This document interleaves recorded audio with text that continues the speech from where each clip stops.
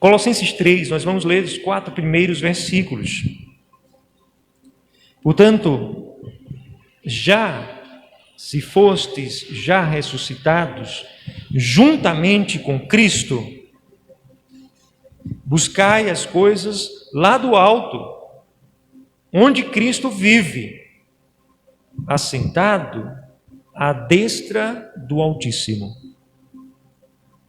E pensai nas coisas lá do alto, não nas que são aqui da terra, porque morrestes e a vossa vida está oculta juntamente com Cristo no Altíssimo, em Al-Rim. E quando o Mashiach, o nosso Salvador, que é a nossa própria vida, ele se manifestar, então também vós, sereis manifestados com ele em glória. Aleluia. Amém? Amados, imagine uma criança, que o pai chega para essa criança e diz assim: nós vamos fazer uma viagem nesse final de semana. E o pai começa a falar do lugar para onde é que irá viajar. Aquela criança começa, por não ter experiência, por não conhecer, ela começa a imaginar. Amém? Quantos creem que a imaginação é um dom que nosso Pai deu? Quantos creem que a imaginação pode ser guiada pelo Espírito Santo também? Amém? Então essa criança, ela começa a projetar aquele lugar. E o pai começa a falar coisas boas. Onde vai e tal. E ela passa então a semana com expectativa, como se aquele dia já tivesse chegado. Ela é capaz de correr em casa, né? Já contei uma história assim, de um lado para o outro, numa segunda-feira, numa coisa que só vai acontecer no sábado. E na viagem, agora presta atenção na história da viagem.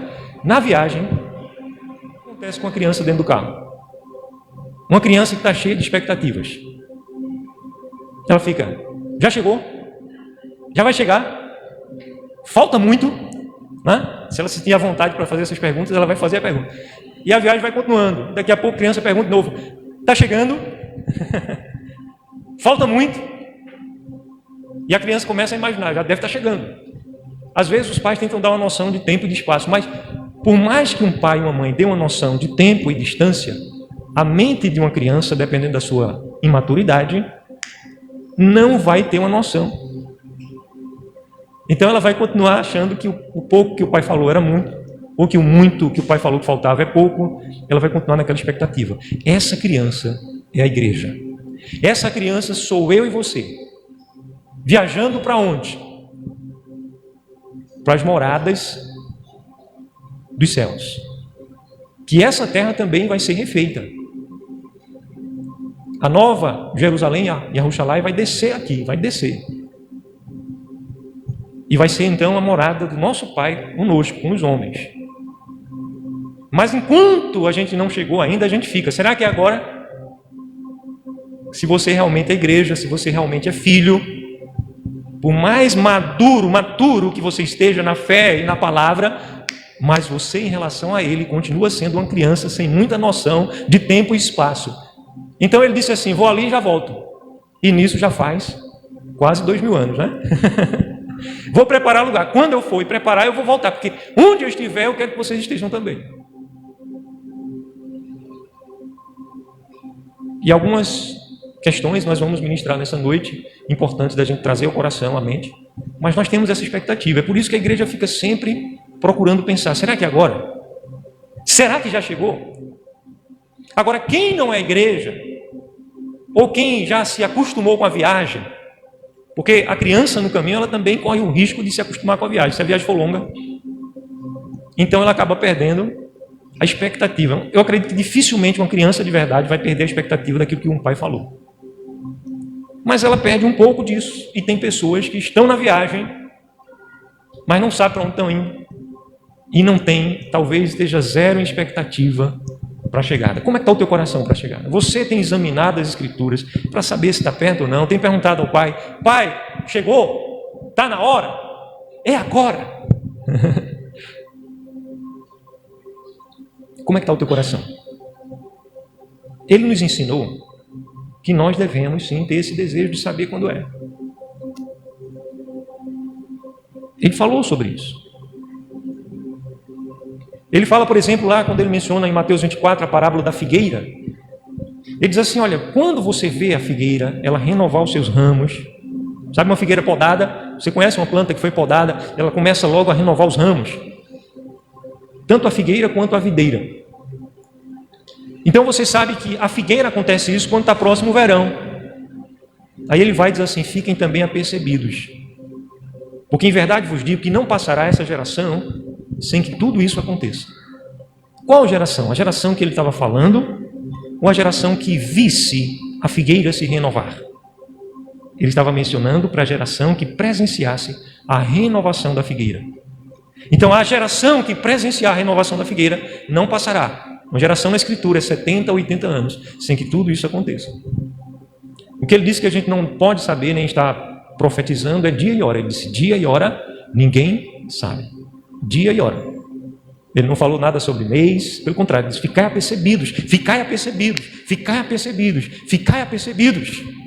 Então a igreja precisa estar junto da palavra do Pai. Pai, como é que estão as coisas? O que é que tu me instruis agora? Eu estou ansioso, pai. Ansiedade sadia, né? Vem do céu. Então sobre isso nós vamos ministrar hoje. E a palavra diz aqui em Colossenses 3, mais uma vez, eu gostaria que você agora entrasse no entendendo a palavra, certo? Que é o momento inicial, sempre que eu estou ministrando a palavra, não sei se vocês já perceberam, eu estou frisando, estou destacando isso bem, para que vocês peguem melhor, porque eu simplesmente faço isso sem dizer o que estou fazendo. Mas agora eu estou dizendo o que eu estou fazendo. Eu estou agora no momento entendendo a palavra. Entendendo a palavra, nós voltamos para o texto e fazemos uma segunda leitura, mergulhando agora em alguns detalhes elucidativos. Então aqui em Colossenses 3, a Escritura nos diz, o Espírito Santo nos diz, que se fostes ressuscitados juntamente com Cristo, buscar as coisas lá do alto. Por que esse se? Por que essa condicional? Porque existem pessoas que talvez estejam caminhando com a igreja, mas não sejam a igreja. Pessoas que entraram no Evangelho, mas não permitiram que o Evangelho entrasse e fizesse mudanças profundas, permanentes na sua história, para sempre. Então vem o se você já foi ressuscitado com Cristo, você é filho, criancinha do Pai, então pense nas coisas lá do alto. E a gente vai pensar nas coisas lá do alto hoje, viu? Pensai nas coisas. E não apenas pensai. A palavra diz primeiramente, buscai. E quantos aqui sabem que buscar é mais do que pensar? Posso pensar em muitas coisas. E nunca ter a iniciativa de buscar algo que está ao meu alcance. Nunca ter a iniciativa de construir uma história em direção ao meu destino, aquilo que eu quero chegar. Então a palavra vai dizer primeiramente que nós devemos buscar as coisas lá do alto, onde Cristo vive, as coisas lá de cima. Ele está assentado à destra do Pai. Significa, ele tem o domínio. Quando ele foi exaltado e glorificado nas alturas, o Pai concedeu todo o domínio e autoridade a ele. Então ele está reinando em glória. E nesse sentido, a igreja já reina absolutamente com ele, porque a palavra diz que nós estamos assentados com Cristo nas regiões celestiais. Você tem reinado com Cristo? Reinar com Cristo não é como um ímpio, incrédulo possa governar a sua história de vida. Não é como um economista que não conheça Cristo, um filósofo, um sociólogo, um psicólogo, um empresário possa guiar a sua vida. Reinar com Cristo é viver o sobrenatural, tendo experiência de andar com Ele. Não é conhecer Ele de ouvir falar. Tudo isso está aqui, só nesse versículo 1 do capítulo 3. O versículo 2 diz, pensai nas coisas lá do alto, não nas que são aqui da terra. Interessante que esse verbo aqui, que está no imperativo, realmente é uma direção para mim e você. Pense, pensai. Esse verbo, ele tem, não é só um pensamento, mas é uma reflexão. É você refletir, você considerar várias vezes. Você já leu um texto complexo, que na primeira leitura que você fez não entendeu nada, você leu de novo uma vez, 2 vezes, 3 vezes, 4 vezes, 5 vezes, E porque você é perseverante, você busca compreender, você foi atrás de dicionários, você foi atrás de outras literaturas daquele mesmo autor, para entender um pouco como ele pensa, e aí você começou a compreender. E antes de chegar na 10ª vez, você já estava entendendo tudo. Sabe, esse verbo pensar aqui não é só pensar uma vez, não. A igreja ela vai ser arrebatada, sabe? O mundo hoje que existe não mais existirá como existe hoje.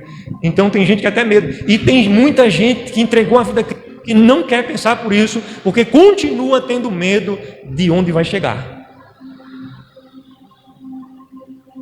Mas se você começar a ver, estudar, você vai começar a se apaixonar. E você precisa ter clareza.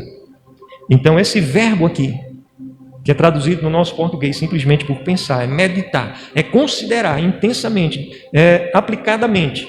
E você vai fazer isso sobre as coisas lá de cima, não nas que são aqui da terra. Quem tem caminhado comigo há um pouco mais de tempo sabe que a palavra nos chama a sermos peritos da Escritura. Não é só para quem tem um dom de mestre, não. Não é só para quem tem uma ordem sagrada do Novo Testamento, não.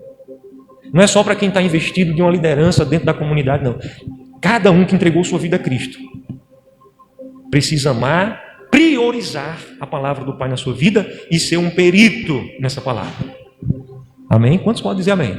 Diga assim: eu quero conhecer mais, eu quero conhecer profundamente o ensino do meu Pai. Diga: eu quero conhecer profundamente o ensino do meu Pai.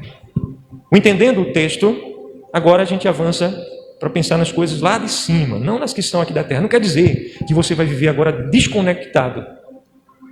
Mas aqui também o texto está falando sobre prioridades. E eu quero fazer uma pergunta a você aí. Você vai responder ao Espírito Santo. Quais prioridades têm norteado a tua vida? Quando a Escritura diz não nas coisas aqui da terra, não está mandando a gente viver desconectado, não. Mas está mandando aqui, o ensino é uma questão de que a gente está buscando tão intensamente as coisas lá do céu, que as daqui da terra perdem o brilho. Entende isso? Elas perdem o lugar. Perdem o espaço. Eu estou atrás de um novo empreendimento. Mas qual o propósito disso? O propósito é o reino. Aleluia. Eu estou buscando as coisas lá do alto. Estou fazendo um tratamento para a minha saúde. Eu tenho uma saúde mais equilibrada, mais estável.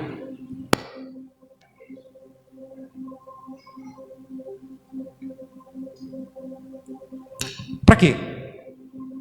Para que ter uma saúde mais estável? Para viver mais tempo?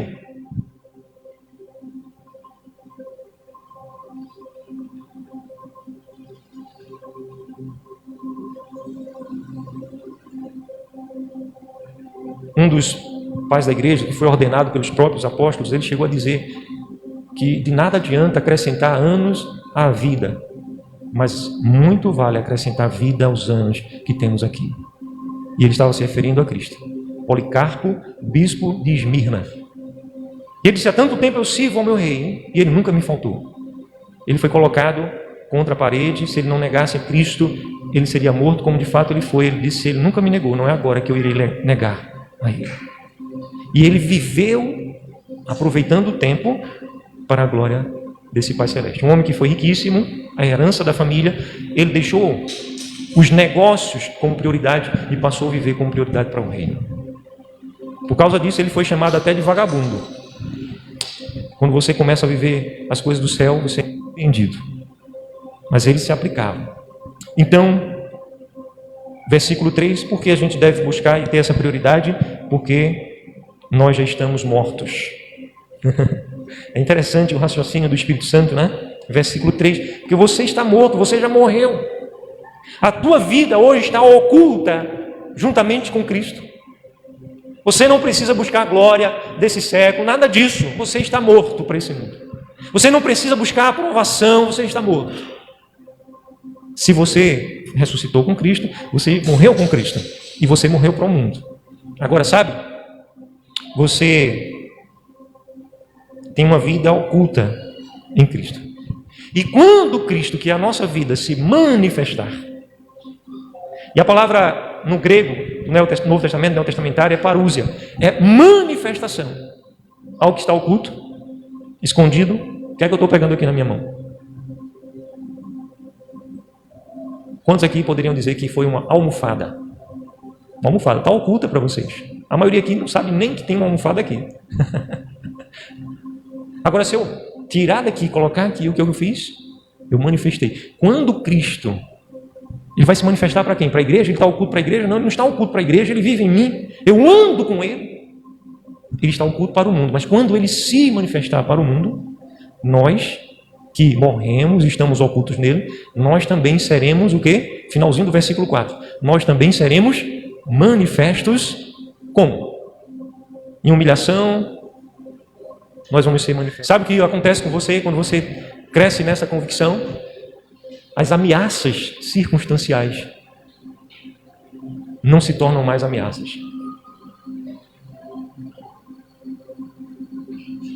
Você vai enfrentar a tempestade com prazer. Tem um amigo que é filho de um senador, Ney Maranhão. E Neizinho é um cara que é surfista, é um pouco mais velho do que eu. Não sei a idade dele direito, então, se ele estiver vendo aí, depois ele me ajuda. Eu acho que ele é mais velho do que eu. E um dia, ele pegou a prancha dele de surf e foi para o Havaí. E passou uns dias lá. E ele pegou uma onda daquela grandona. Ele foi, pagou o taxista, né? O jet ski que fica cuidando da pessoa para entrar, porque não tem como você entrar na braçada. Entrou no mar e ficou então esperando a hora de pegar a onda dele. Mas ele disse que ele não teve coragem para ficar surfando lá não. Porque quando vinham aqueles vergalhões enormes, aquelas ondas enormes, disse, eu não vou agora não vou nessa não. Porque realmente se você não entrar direito, você sai totalmente quebrado. Embaixo são corais. E só o peso da água já tritura você. Só o peso da água. Fui visitar o pastor Cefa Júnior ontem e tem uma cachoeira lá em Bonito. A gente foi tomar um banho. Rapaz, o peso da água no ombro, você é pancada de muitos quilos.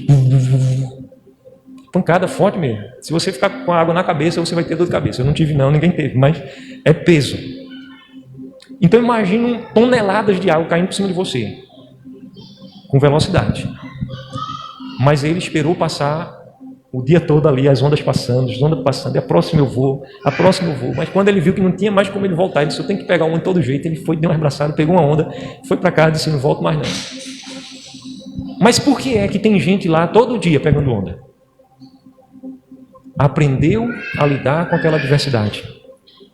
Então quando você entende bem as coisas do céu, quando você sabe que está reinando no céu, quando você for enfrentar as tempestades, as ondas grandes, você vai ter prazer nessas ondas grandes. Agora, se você só uma vez ou outra, quando o bispo pregar, é que eu vou pensar sobre algumas coisas, né? Eu estou aí vivendo com medo da Covid, das variantes, né? Eu estou aí vivendo com medo de crises, eu estou aí com medo de N coisas. Então, você ainda não se tornou um surfista profissional de ondas grandes. O Espírito Santo está te chamando nessa tarde para você. Pode vir a onda do tamanho que for, você está com Cristo. Não precisa olhar para a força do vento, feito Pedro, e para o tamanho da água, não. Então, nós vamos ser manifestos com Ele em glória. Agora veja só, gente. Na segunda carta de Pedro, capítulo 3, versículo 11, o apóstolo Pedro, que é também meu xará, né? Para quem não sabe, Kefas ou Cefas é a pronúncia do nome de Pedro em hebraico. Então, segunda carta de Pedro, Kefaial, capítulo 3, versículo 11. Sabendo que todas essas coisas hão de perecer, hão de ser destruídas, vocês devem ser tais como aqueles que vivem em santo procedimento e piedade, esperando e apressando a vinda do dia do Altíssimo, por causa desse dia, os céus incendiados serão desfeitos, os elementos abrasados se derreterão, se dissolverão. Parece que Pedro era um um físico-químico, porque ele fala dos elementos, os átomos. A palavra aqui em grego é átomo. Se desfarão por causa da intensidade radiativa, calor, radiação infravermelha. E não vem só, vem junto com outras radiações. O nosso Pai vai desfazer as coisas. A palavra diz que não vai ser através das águas que o mundo vai ser destruído, literalmente. Mas agora ele está sendo entesourado para o fogo. Mas isso não é o final. Não é o final da humanidade, não é o final da igreja. Isso não é o final do planeta que nós habitamos. Isso é só um recomeço. Isso é só uma purificação. Uma lavagem com fogo. Um start ou um restart, né? Então, vejam só, gente. Se nós temos essa convicção nas coisas lá do céu, então nós devemos viver em santo procedimento e piedade.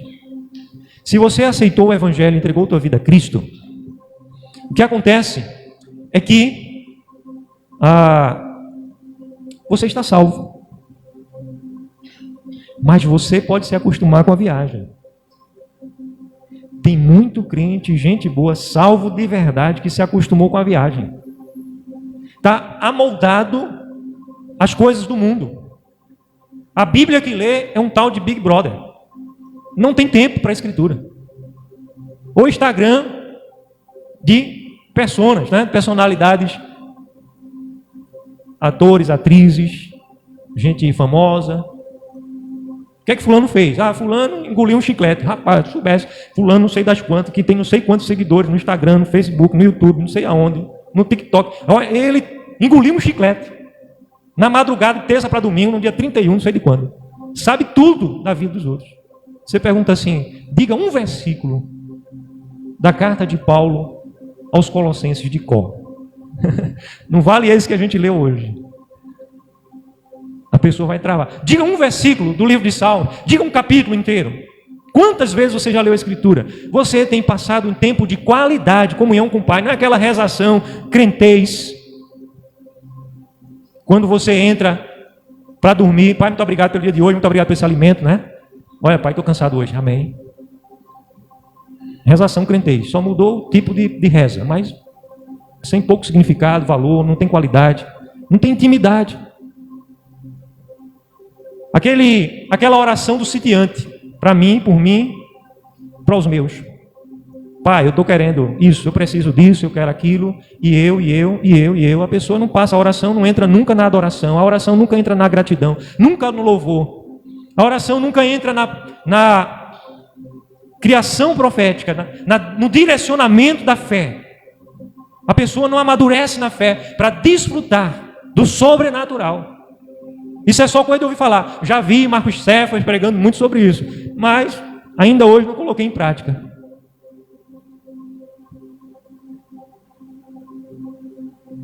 Então, nós devemos andar com santo procedimento e fé. Piedade é vida de fé. Santo procedimento. Não é só estar salvo, não. Eu estou salvo em Cristo. Agora a minha vida vai mostrar ao mundo a presença de Cristo. E aí você vai viver com dois sentimentos, o de aguardar e o de apressar. Mas você tem aguardado, você está feito aquela criança do começo dessa ministração que está assim, será que é hoje? Já estamos chegando, está na reta final agora, pai? Será que é esse ano? Um ano é um tempo longo, né? Imagina você fazendo uma viagem de 1 ano, está indo a pé para algum lugar. Mas você fica na expectativa. E vamos lá, você pode apressar. Talvez a pergunta agora seja como apressar esse dia. Como apressar? É você contemplando ele, veja só, o passo a passo é bem simples. Você contempla ele, se maravilha nele. Contemplar não é uma olhadela assim rápida, não. Você contempla ele, se maravilha nele. Você é transformado à imagem dele. Quando você é transformado à imagem dele, você vai sendo destravado para você avançar mais. Você vai fazer mais, você vai ser mais produtivo. Não fosseis vós que escolhesseis a mim, pelo contrário, eu vos escolhi e vos designei para que vocês vão para que vades e deis fruto. E não é fruto mirrado, não é pouco fruto, é muito fruto e um fruto que permaneça. Então a igreja começa a botar para gerar. A igreja adoradora, que é mais do que a igreja que canta bem, que tem um lindo ministério de música e adoração, a igreja adoradora que vive a adoração, ela está apressando. Você não perde uma oportunidade, você não tem vergonha do evangelho. Pode ser quem for, você vai chegar junto e vai dizer algo que o Espírito Santo vai te falar ao teu coração com sabedoria, você vai ministrar aquela pessoa. Eu cheguei para um monte de gente essa semana e disse assim: a festa está aí, está sabendo? A festa. E eu tenho quase certeza, na verdade eu tenho certeza, mas eu dizia assim, eu tenho quase certeza que você já foi convidado. A pessoa já começava a abrir o olho assim, a festa, rapaz, olha, vai bombar, vai ser o maior evento, nunca houve antes, toma expectativa, né? Nunca houve antes. Aí eu dizia, na história da humanidade. A pessoa já começava a desconfiar o que eu ia falar, né? O evento que nunca houve antes em toda a história da humanidade. É a vinda gloriosa do Rei de toda a glória, o único digno de ser adorado. E você tem que se preparar para esse dia. Como é que está a tua vida? Então você, o Espírito Santo, ele te dá a criatividade, ele te dá a sabedoria para você falar do reino, você viver o reino, o teu coração está lá. Onde estiver o teu coração, a tua boca vai falar, estará o teu tesouro. Aliás, onde estiver o teu tesouro, aí estará o teu coração. E a tua boca vai falar do que tiver cheio o teu coração. Amém? Agora, vamos lá para Mateus 24. Eu não vou ministrar sobre tudo, não se pode pregar sobre toda a Escritura em um dia, mas a gente vai dar umas passeadas sobre aquilo que o Espírito Santo quer nos trazer à mente, à memória, ao coração. Vocês já estão instruídos. Em Mateus 24, versículo 43 e 44. 43 não? 42? Não, está certo. Vocês estão insistindo? Então eu vou ler a partir do 40. 40? Mateus 24, 40. O povo abençoado, gosta da leitura da palavra, né? Quando a gente lê pouco, fica pedindo para ler mais. Estarão dois no campo. Um será levado e deixado o outro. Estarão duas moendo no moinho, trabalhando no moinho. Uma será levada e deixada a outra. Vigiai, pois, porque não sabeis a que hora há de vir o soberano rei. Mas considerai isto: se o pai da família soubesse a hora da noite em que havia de vir o ladrão, ele vigiaria e não deixaria roubar a sua casa. Por isso, estáis vós apercebidos, ligados, fique ligado também, porque o Filho do Homem há de vir a hora em que não penseis. Cochilou. Na vigília tinha uma música que dizia: irmão, não durma não, senão a Bíblia vai cair da sua mão. Quando o irmão começava a cochilar, o pessoal começava a cantar. Ele está dizendo isso, olha, cochilou, começou a pensar em outra coisa, o Filho do Homem vem. E ele está dizendo o quê? Para a gente não ficar desapercebidos. Nós não somos das trevas, diz a Escritura, o apóstolo Paulo, para que esse dia nos apanhe de surpresa. A gente vai ler daqui a pouquinho isso. Nós não somos das trevas, para que esse dia nos apanhe de surpresa.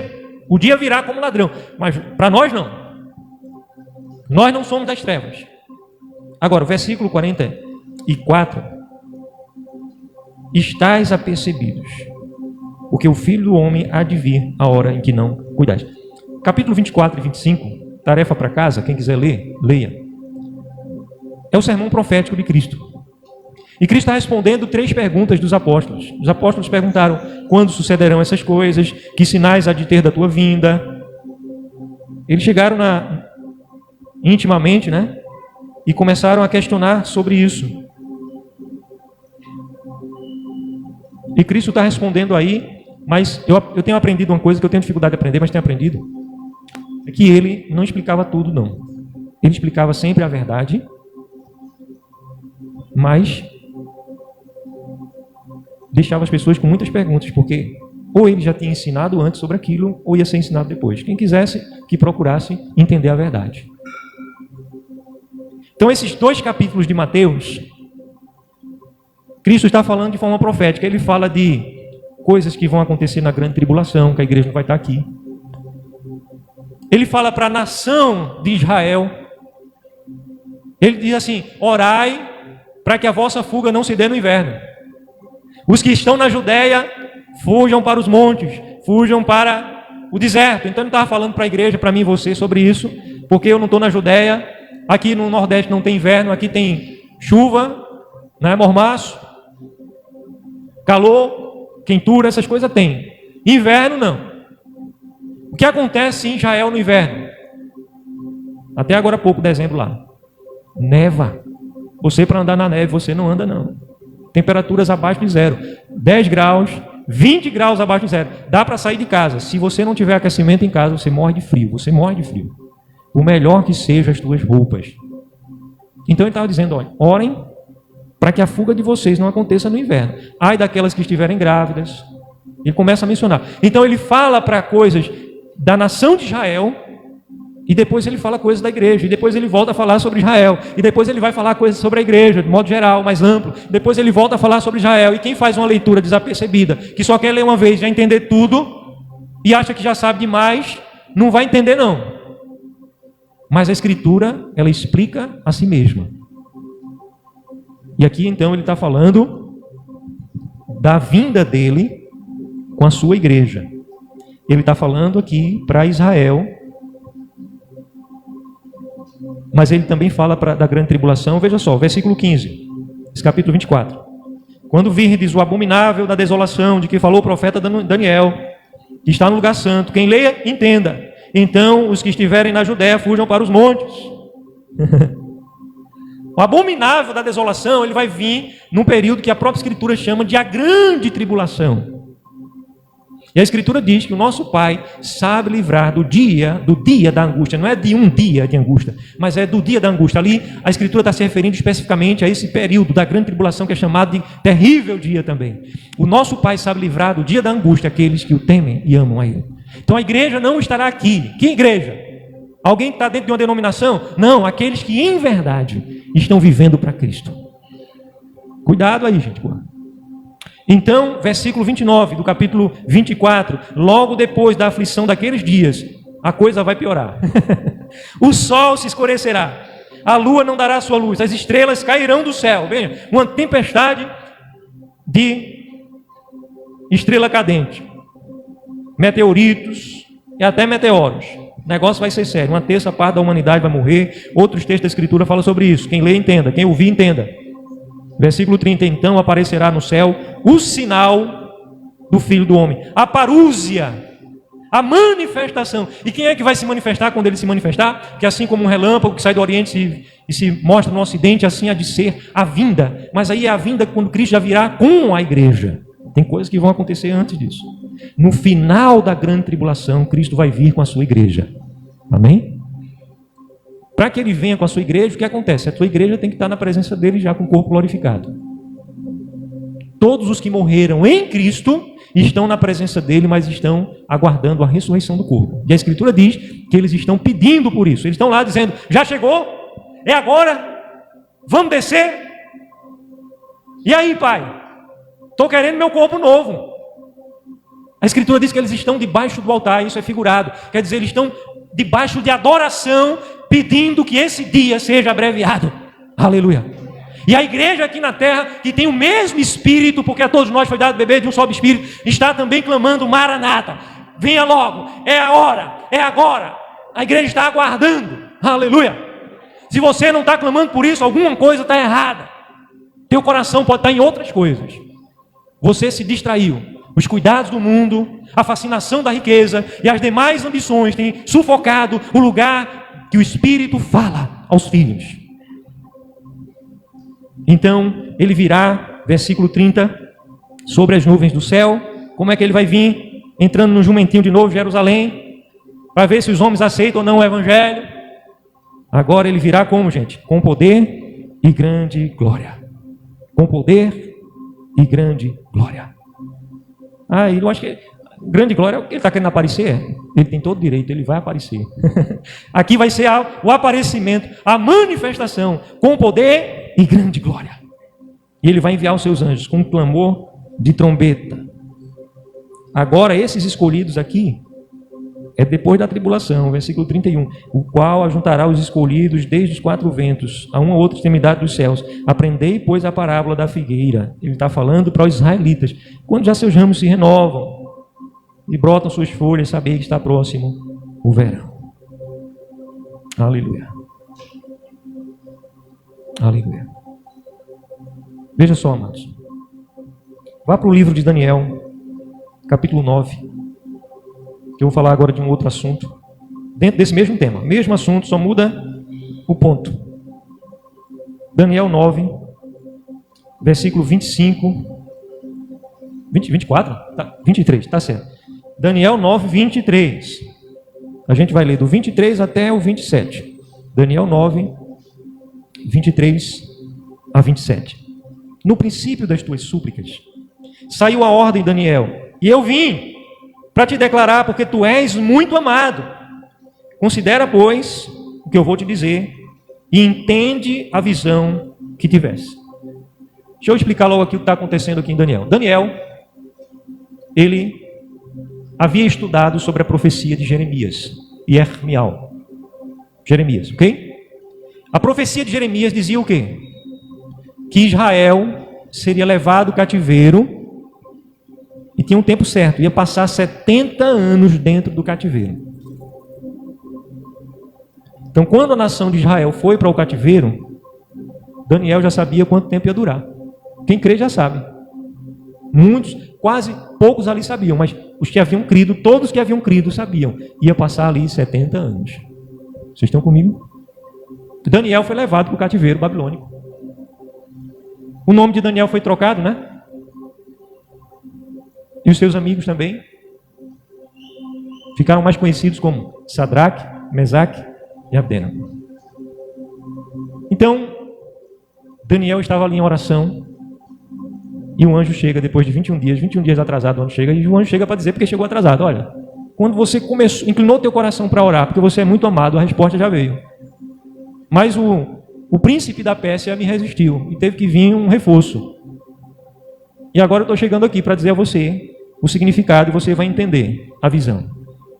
Versículo 24, leiam agora. 70 semanas estão determinadas sobre o teu povo e sobre a tua cidade. Quem é o povo dele? Os israelitas. E a cidade dele, Yahushalaim.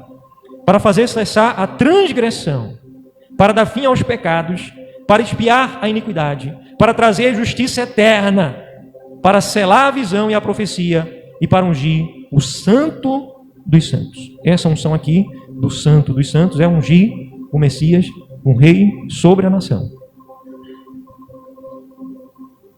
Versículo 24 começa dizendo que são 70 semanas. 70. Israel passou 70 anos oprimido no cativeiro babilônico. Agora estavam decretadas 70 semanas até o fim do pecado.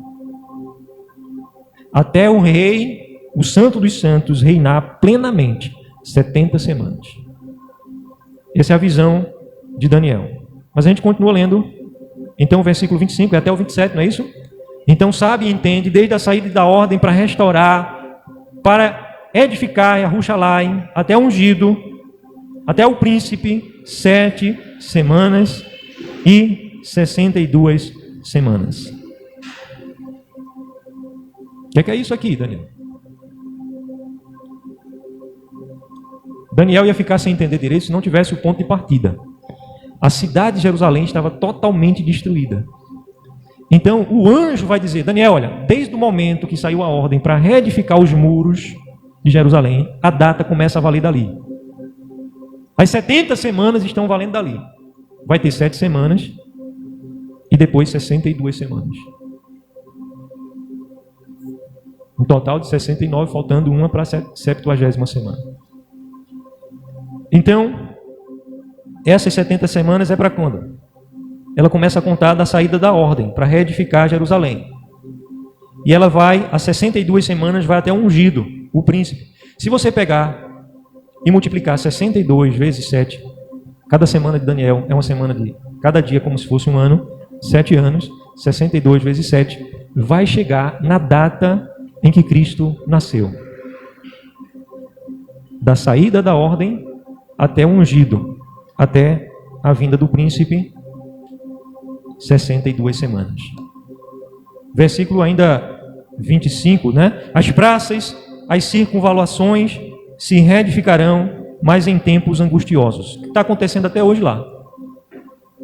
A única cidade no mundo que tem essa história é Jerusalém. Constrói e destrói, constrói e destrói. Se você for lá, você vê marca de guerra de 1000 anos atrás, de 800 anos atrás, de 500 anos atrás, destruição, reconstruiu, destruiu, reconstruiu. Isso aqui foi destruído, foi reconstruído, destruiu, reconstruiu. É com muita angústia que vai ser reedificado, e foi assim, desde da reconstrução de Esdras e Neemias, com angústia, com lágrima, com luta. Versículo 26. Depois das 62 semanas será morto um ungido, e já não estará. O ungido foi morto? Foi morto. Ele está hoje na igreja. Todo dia ele está vindo e ele se manifesta na igreja. Mas ele vai vir com o corpo dele. É o que eu estou falando. Só que a Escritura também diz que todo dia ele se manifesta na igreja. Ele vem com a igreja. Ele veio e está vindo todos os dias com a igreja. Mas, até esse dia, ele foi morto e já não estará. E um povo de um príncipe que há de vir destruirá a cidade e o santuário. Isso aconteceu também no ano 70 da era cristã. O povo de um príncipe, o povo romano, sob ordem de Tibério César, destruiu completamente Jerusalém e o templo foi totalmente destruído. Aquele templo lá que é simbólico, evidentemente, né? Foi destruído. E a cidade e o santuário foi destruído. Versículo ainda 26. E o seu fim será num dilúvio, mas vai ser dilúvio de fogo, diz a Escritura. Até ao fim haverá guerra, desolações são determinadas. É guerra o tempo todo. É guerra o tempo todo. Eles têm lá um domo de ferro, de alta tecnologia. O território de Pernambuco é maior do que o território de Israel, ali no Oriente Médio. E eles ficam vigilância o tempo todo. E vem bomba de todo lugar. Só não tem desgraça porque eles têm esse escudo aéreo que destrói a bomba antes da bomba chegar. Destrói a bomba antes da bomba chegar. Eu sigo alguns canais israelenses de notícia. Isso é constante. A mídia aberta não divulga. Não divulga. Só divulga alguma ação que Israel, às vezes em retaliação, em autodefesa, faz. Aí ela vai e diz, olha aí como Israel é bonzinho, está fazendo isso e isso, mas não conta a história. Então, haverá guerras até esse momento aí. Agora, versículo 27. Esse tal príncipe fará aliança com muitos por uma semana. Na metade da semana fará cessar o sacrifício. Agora, aqui com uma linguagem profética, já está falando de um príncipe que há de vir. Esse fato aconteceu e esse fato vai acontecer. Quem ouvir, entenda. A profecia ela é cíclica. Aconteceu literalmente, e como aconteceu literalmente, também vai acontecer. Esse príncipe que há de vir fará aliança com muitos por uma semana, e na metade da semana fará cessar o sacrifício, 3 anos e meio, metade da semana. Vai fazer cessar a oferta de manjares, e sobre as asas das suas abominações virá o assolador, até que a destruição que está determinada se derrame também sobre ele. E aqui é a personificação de Satanás, o anticristo, da qual o apóstolo Paulo fala. Então a gente vai lá para a carta de Tessalonicenses. É um texto que eu acho que vocês já me ouviram pregar algumas vezes sobre ele, quem está comigo há mais tempo. Capítulo 4, versículo 13. Eu não quero, irmãos, que sejam ignorantes acerca dos que dormem. Está falando aí realmente dos que morreram em Cristo. Para que não vos entristeçais como os demais que não têm esperança. 1 Tessalonicenses 4, 13. Versículo 14. Porque se nós cremos que Iauxa morreu e ressuscitou, assim também os que em Iauxa dormem, ao rim o Altíssimo os tornará a trazer com ele, com Iauxa, com o nosso Salvador, com Cristo, né? Eu digo isso por palavra dele, que aqueles que ficarem, nós ficarmos até aquele dia da sua vinda, nós não vamos preceder os que dormem no sentido de receber um corpo ressurreto. Por quê? Versículo 16. O mesmo soberano rei descerá do céu com um grande clamor de trombeta, a voz do arcanjo, a trombeta de Al-Rim ressoará, e os que morreram em Cristo ressuscitarão primeiro. Por isso que os que ficarem não vai preceder. Versículo 17. Depois nós, os que ficarmos até aquele dia, seremos arrebatados juntamente com eles entre nuvens. Digam, entre nuvens. A encontrar-se com o soberano rei nos ares, e assim estaremos para sempre em sua companhia. Portanto, consolai-vos aos outros com essas palavras. E aqui, Paulo está falando, pelo Espírito Santo, do arrebatamento. Essa expressão entre nuvens, ela se repete no Novo Testamento. A igreja vai se encontrar com Cristo entre nuvens. Manifestação, revelação, parúzia, ou é entre nuvens? É entre nuvens. A igreja vai se encontrar com Cristo entre nuvens. E qual o próximo grande evento que a igreja espera? Chama-se arrebatamento. Quando você fala a palavra rapto, você está falando uma palavra grega. Essa semana aconteceram vários raptos, relâmpagos, nos shoppings, no estacionamento dos shoppings. Rapto é sequestro relâmpago. Hoje em dia tem um Pix, né? Tem uns cartões que você acessa o banco, tem os aplicativos, então o ladrão vai, pega a pessoa assim rapidamente, bota no carro, vamos ali, zera a conta da pessoa, faz uma compra com o limite do cartão de crédito todinho, pá, depois às vezes solta a pessoa bem, entre aspas. Esse sequestro relâmpago aconteceu muito essa semana, estou aqui noticiando, se vindo de reportagem, né? Mas a palavra grega é rapto, a pessoa é tomada às forças, querendo ou não, raptada. Então essa é uma palavra bíblica, que é traduzida na maioria das Bíblias por arrebatamento. Rapto é arrebatamento. A igreja vai ser raptada. Aleluia. Só que não como o mundo. É o arrebatamento.